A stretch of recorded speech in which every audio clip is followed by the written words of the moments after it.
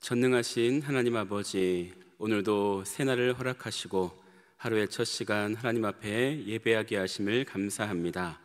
오늘 주시는 말씀을 통해 하나님의 음성을 듣게 하시고 기도하는 중에 하나님의 뜻을 알아가게 하여 주옵소서. 매일 반복되는 삶 속에서 하나님의 동행하심을 경험하게 하시고 새 일을 행하시는 하나님을 만나는 기쁨을 누리게 하옵소서. 이 예배를 통해 하나님만 영광 받으시고 우리에게 평강 주시기를 소망하며 예수 그리스도의 이름으로 기도합니다. 아멘. 다 함께 찬송가 484장 함께 찬양하겠습니다.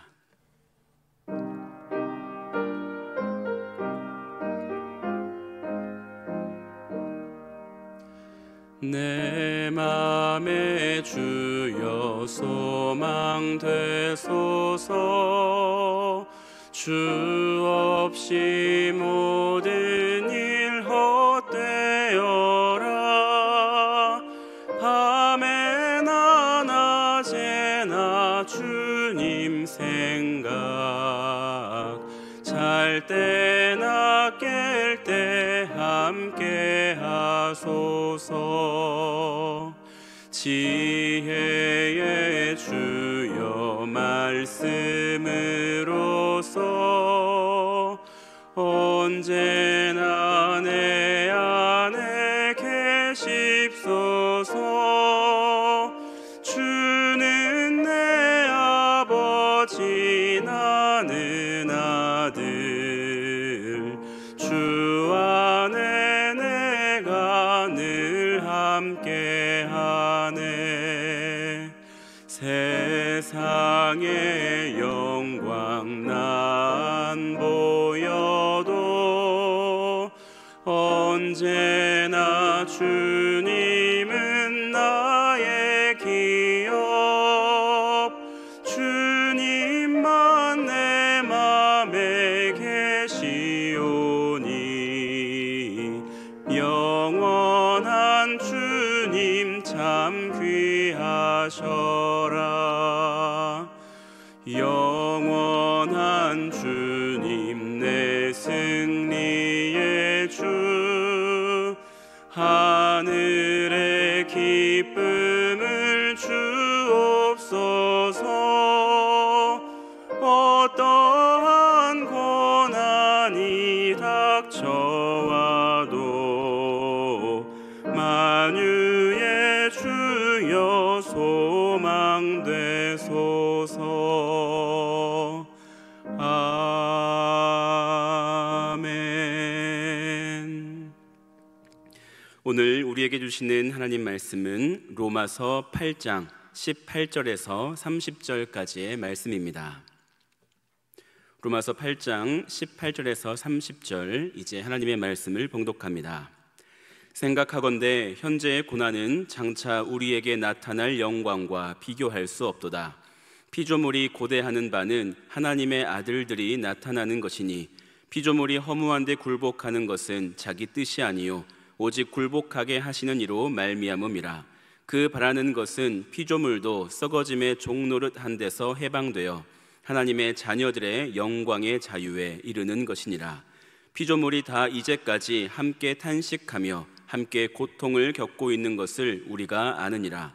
그뿐 아니라 또한 우리 곧 성령의 처음 익은 열매를 받은 우리까지도 속으로 탄식하여 양자될 것 곧 우리 몸의 속량을 기다리느니라. 우리가 소망으로 구원을 얻었음에 보이는 소망이 소망이 아니니 보는 것을 누가 바라리요. 만일 우리가 보지 못하는 것을 바라면 참음으로 기다릴지니라. 이와 같이 성령도 우리의 연약함을 도우시나니 우리는 마땅히 기도할 바를 알지 못하나 오직 성령이 말할 수 없는 탄식으로 우리를 위하여 친히 간구하시느니라. 마음을 살피시는 이가 성령의 생각을 아시나니 이는 성령이 하나님의 뜻대로 성도를 위하여 간구하심이니라. 우리가 알거니와 하나님을 사랑하는 자 곧 그의 뜻대로 부르심을 입은 자들에게는 모든 것이 합력하여 선을 이루느니라. 하나님이 미리 아신 자들을 또한 그 아들의 형상을 본받게 하기 위하여 미리 정하셨으니 이는 그로 많은 형제 중에서 맏아들이 되게 하려 하심이니라. 또 미리 정하신 그들을 또한 부르시고 부르신 그들을 또한 의롭다 하시고 의롭다 하신 그들을 또한 영화롭게 하셨느니라. 이 말씀은 살아계신 하나님의 말씀입니다. 아멘. 지난 시간까지 우리는 하나님의 자녀가 누리는 특별한 은혜에 대해서 깊이 생각해 보았습니다. 하나님의 자녀인 우리는 성령님의 인도하심을 받아 그분이 기뻐하시는 삶을 살 수 있고 하나님을 아빠라 부를 수 있는 친밀함을 누리며 예수 그리스도와 함께 영광의 상속자가 되었습니다. 이 놀라운 특권은 우리가 이미 받았고 지금도 누리고 있으며 앞으로도 누릴 것입니다. 그러나 한 가지 중요한 사실을 잊지 말아야 합니다. 그 영광에 이르는 길에는 고난이 동반된다는 것입니다.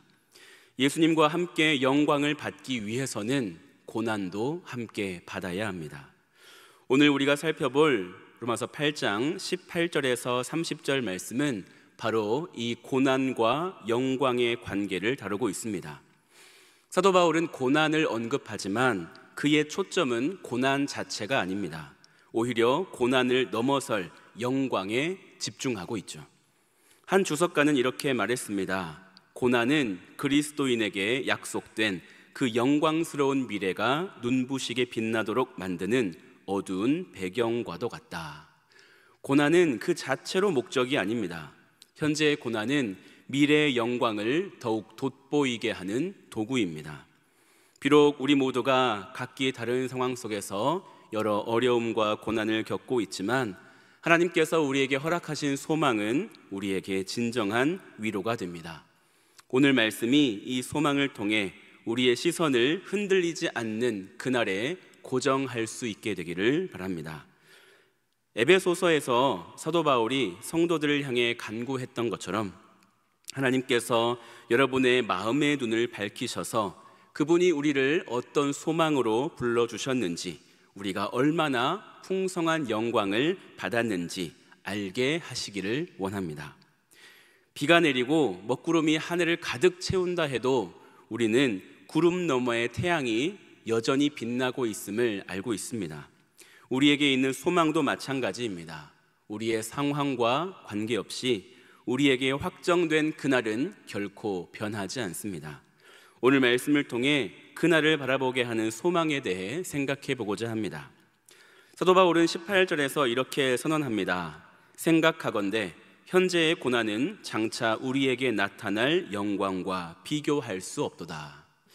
여기서 생각하건대라는 말은 단순히 생각하는 것을 넘어서 계산하다, 저울질하다라는 의미가 있습니다. 바울은 고난과 영광을 저울에 달아서 비교해보고 있는 겁니다. 과연 어떤 결과가 나올까요? 비교 불가하다라는 겁니다. 고난과 영광의 무게 차이가 너무나도 커서 이것은 비교 자체가 불가능하다, 비교 자체를 할 필요가 없다라고 결론 짓습니다. 고난은 입김만으로도 날아갈 수 있는 티끌과 같이 가벼운 것이라면 영광은 거센 태풍에도 꿈쩍하지 않는 태산과도 같이 무거운 것입니다. 고린도후서 4장 17절에는 바울이 고난을 잠시 동안의 가벼운 것이라고 말하고 있고 영광은 영원하고 지극히 중한 것이라고 말합니다. 고난은 가벼울 뿐 아니라 잠깐입니다. 반면에 영광은 지극히 크고 무거우며 영원합니다. 만약 그날에 우리에게 나타날 영광이 그저 좀 괜찮은 정도의 것이라면 우리가 이 고난을 진심으로 감당하기는 힘들 것입니다. 하지만 우리가 소망하는 그날의 영광은 현재의 고난과는 비교조차 할 수 없을 정도로 크고 대단한 것이기 때문에 우리는 고난 중에서도 소망을 붙잡을 수 있는 것입니다. 그렇다면 왜 우리는 이 현재의 고난에 마음을 뺏길 때가 많을까요? 그것은 고난은 현재이고 영광은 장차 나타날 것이기 때문입니다. 고난이 아무리 가볍다 해도 우리에게는 마주하는 현실입니다. 반면에 영광은 아직 보이지 않습니다. 그래서 우리는 현재의 고난에 더 쉽게 영향을 받습니다. 하지만 우리가 방금 읽었던 말씀들을 기억해야 합니다. 고난과 영광은 비교 불가하다. 지금 겪고 있는 고난의 크기가 크다면 그와 비교할 수 없는 영광은 도대체 얼마나 크고 놀라운 것인지 우리가 생각해야 합니다. 고난은 영광을 더욱 빛나게 하는 배경입니다. 바울은 이어서 우리뿐만 아니라 하나님의 피조물 또한 영광을 고대하고 있다고 말합니다. 19절입니다. 피조물이 고대하는 바는 하나님의 아들들이 나타나는 것이니. 왜 피조물들이 이처럼 간절히 기다리고 있을까요? 20절에서 21절 말씀처럼 피조물들은 인간의 범죄로 인해서 허무한 데 굴복하고 썩어짐의 종노릇하며 고통 속에서 신음하고 있습니다. 창조 세계 전체가 함께 탄식하고 있는 것입니다. 하지만 피조물들에게도 소망이 있습니다. 바로 하나님의 자녀들이 영광의 모습으로 나타날 그날, 피조물 또한 허무함에서 충만함으로 썩어짐에서 영광의 자유로 해방될 것을 소망하고 있는 것입니다. 피조물만이 아니라 우리도 그날을 고대하며 탄식합니다. 23절입니다.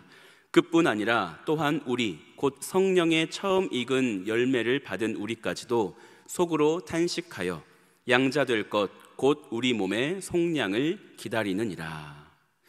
우리는 이미 성령의 첫 열매를 받았습니다. 이것은 앞으로 완전한 구원이 뒤따를 것을 보증합니다. 성령이 우리 안에 계시기 때문에 우리는 이미 새 시대로 옮겨졌지만 아직 이 땅에서 죄와 사망의 세력과 싸우고 있습니다. 우리는 법적으로는 하나님의 자녀로 입양되었지만 온전히 양자될 그날을 기다립니다. 이 과정에서 우리는 나의 연약함과 죄성 때문에 탄식하고 괴로워합니다. 마땅히 해야 할 것을 하지 못하고 마땅히 미워해야 하는 것을 미워하지 않고 오히려 사랑하는 그 타락한 본성 때문에 괴로워합니다. 그래서 우리는 우리의 죄성이 사라지고 온전히 자유하게 될 그날을 간절히 기다리고 있습니다. 24절과 25절 말씀을 보면 우리가 소망으로 구원을 얻었음에 보이는 소망이 소망이 아니니 보는 것을 누가 바라리요? 만일 우리가 보지 못하는 것을 바라면 참음으로 기다릴지니라. 우리는 보이지 않는 것을 소망합니다. 눈에 보이지 않는 그날의 영광을 바라보며 현실을 뛰어넘을 힘을 얻습니다. 그리고 이 소망은 우리에게 인내를 선물합니다. 참음으로 기다릴지니라. 우리가 알 수 없는 미래를 소망으로 바라보고 지금의 고난을 참음으로 견뎌낼 수 있는 것은 하나님이 우리를 위해 끊임없이 일하고 계시기 때문입니다. 오늘 이 말씀에서 하나님의 두 가지 일하심을 통해 확신을 나누고자 합니다. 첫 번째, 하나님은 어떤 일을 하시는가? 성령님께서는 간구하심으로 우리를 돕고 계십니다. 26절입니다. 이와 같이 성령도 우리의 연약함을 도우시나니 우리는 마땅히 기도할 바를 알지 못하나 오직 성령이 말할 수 없는 탄식으로 우리를 위하여 친히 간구하시느니라. 성령님은 우리의 연약함을 도우십니다. 여기서 도우신다라고 하는 단어는 마치 무거운 짐을 함께 맞잡고 옮기는 것처럼 혼자서는 감당할 수 없는 일을 우리와 함께 하시는 모습을 보여줍니다. 우리는 때로 무엇을 어떻게 기도해야 할지조차 모를 때가 있습니다. 마음이 힘들고 복잡할 때도 있고 낙심되어서 지쳐 있을 때도 있습니다. 그러나 성령님은 우리의 모든 상황을 아시고 우리에게 무엇이 필요한지 아십니다. 그리고 말할 수 없는 탄식으로 우리를 위해 간구하고 계십니다. 성령님의 이 간구는 반드시 응답됩니다. 왜냐하면 성령님은 하나님의 뜻대로 간구하시기 때문입니다. 27절, 마음을 살피시는 이가 성령의 생각을 아시나니 이는 성령이 하나님의 뜻대로 성도를 위하여 간구하심이니라. 하나님은 우리의 마음을 살피시는 분이시고 성령님은 하나님의 뜻을 완벽히 아시는 분이십니다. 이처럼 하나님과 성령님은 완전한 조화와 일치를 이루시며 우리를 위해 일하십니다. 두 번째, 하나님께서는 무엇을 하시는가? 모든 것을 합력하여 선을 이루게 하십니다. 28절입니다. 우리가 알거니와 하나님을 사랑하는 자, 곧 그의 뜻대로 부르심을 입은 자들에게는 모든 것이 합력하여 선을 이루느니라. 아멘. 하나님은 하나님을 사랑하고 그 뜻대로 부르심을 입은 자들에게 선을 이루십니다. 여기서 말하는 선은 세상적인 성공이나 잘됨이 아닙니다. 이 선은 우리가 그리스도의 형상을 본받아 변화하는 것을 말합니다. 우리가 겪는 모든 일들, 좋은 일이든 나쁜 일이든 고통이든 하나님은 그 모든 것을 사용하셔서 우리를 그리스도를 닮은 모습으로 변화시켜 나가십니다. 이 하나님의 일하심은 구원의 여정을 통해 더욱 분명하게 드러나는데, 바울은 이 여정을 황금사슬이라고 표현할 수 있는 5과정으로 설명합니다. 29절 30절입니다. 하나님이 미리 아신 자들을 또한 그 아들의 형상을 본받게 하기 위하여 미리 정하셨으니 이는 그로 많은 형제 중에서 맏아들이 되게 하려 하심이니라. 또 미리 정하신 그들을 또한 부르시고 부르신 그들을 또한 의롭다 하시고 의롭다 하신 그들을 또한 영화롭게 하셨느니라. 이 말씀에 5가지 단계가 나오게 되는데요. 첫 번째로는 미리 아심, 예지입니다. 단순히 아는 것을 넘어서 하나님이 우리를 사랑으로 미리 아시고 선택하셨다는 뜻입니다. 그리고 두 번째, 미리 정하심, 예정이죠. 하나님은 우리의 목적지, 곧 그리스도의 형상을 본받는 것을 미리 정해두셨습니다. 세 번째로는 부르셨다는 것입니다. 소명입니다. 모든 사람이 아닌 믿는 자를 향한 부르심입니다. 이 부르심을 받은 자는 반드시 반응하게 되어 있습니다. 네 번째로 의롭다 하심, 칭의의 단계입니다. 예수 그리스도를 믿을 때 우리는 법적으로 의로운 신분을 얻습니다. 마지막 5번째는 영화롭게 하심입니다. 이 단계는 아직 우리에게 미래의 일이지만 바울은 과거형으로 기록하면서 그 확실성을 강조합니다. 미리 정함을 받은 자들은 한 명도 빠짐없이 반드시 영화롭게 될 것이라는 말씀입니다. 이처럼 우리의 소망은 흔들리지 않는 하나님의 일하심에 근거합니다. 하나님은 이 끊을 수 없는 황금사슬을 통해 우리를 구원하시고 우리의 모난 부분을 다듬어 가시며 그리스도를 닮아가도록 도우십니다. 우리의 삶은 하나님으로 인해 변화되고 예수님의 아름다움이 우리를 통해 세상에 드러나게 됩니다. 우리는 법적으로 하나님의 자녀가 되었을 뿐만 아니라 그 아들의 형상을 닮아감으로써 진정한 가족이 되어가고 있습니다. C.S. 루이스는 이런 말을 했습니다. 하나님은 아무리 연약하고 더러운 인간이라도 지금으로서는 도무지 상상할 수 없을 만큼 눈부시게 빛나는 불멸의 존재로 만드실 것입니다. 그분의 다음이 없는 능력과 즐거움과 선함을 완벽하게 반사하는 티 없이 맑은 거울로 만드실 것입니다. 그 과정은 길며 부분적으로는 아주 고통스러운 것이겠지만 거기에 도달하는 것이야말로 우리가 존재하는 목적입니다.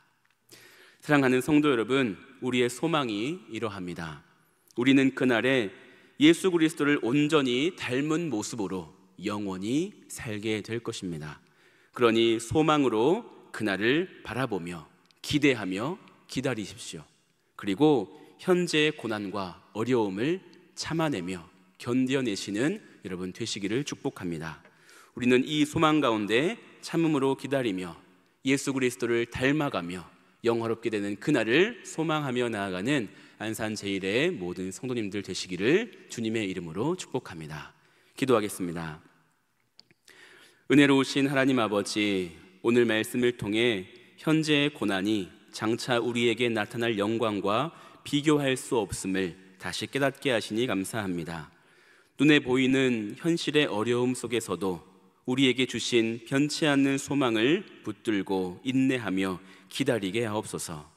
무엇을 기도해야 할지 알지 못할 때 성령님께서 우리를 위해 간구해 주시니 그 은혜를 신뢰하며 살아가게 하여 주옵소서.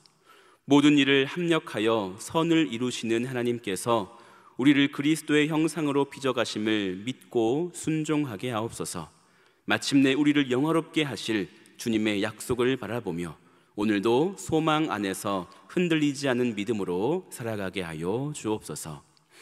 우리 허요한 담임 목사님을 하나님께서 성령의 능력으로 붙잡아 주시고 영육간의 강건함을 허락하시며 지혜와 명철을 더하셔서 하나님의 말씀을 바르게 선포하게 하여 주옵소서. 특별히 오늘은 주일입니다. 목사님을 통해 선포되는 말씀이 우리 많은 성도들의 심령을 흔드는 말씀 되게 하여 주시고 상한 마음을 위로하는 복된 말씀 되게 하시고 우리에게 살 길, 바른 길을 보여주는 복된 말씀 될 수 있도록 인도하여 주시옵소서. 오늘 거룩한 주일입니다. 말씀을 준비하고 선포하는 모든 목회자들에게 성령의 지혜를 더하여 주시고 예배 자리에 나오는 모든 성도들 하나님의 마음을 알게 해주시고 특별히 다음 세대들 일찍이 하나님을 알고 믿게 하셨으니 어릴 때부터 사무엘처럼 다윗처럼 다니엘처럼 하나님 보시기에 기뻐하시는 모습으로 아름답게 성장해 가게 하여 주옵소서.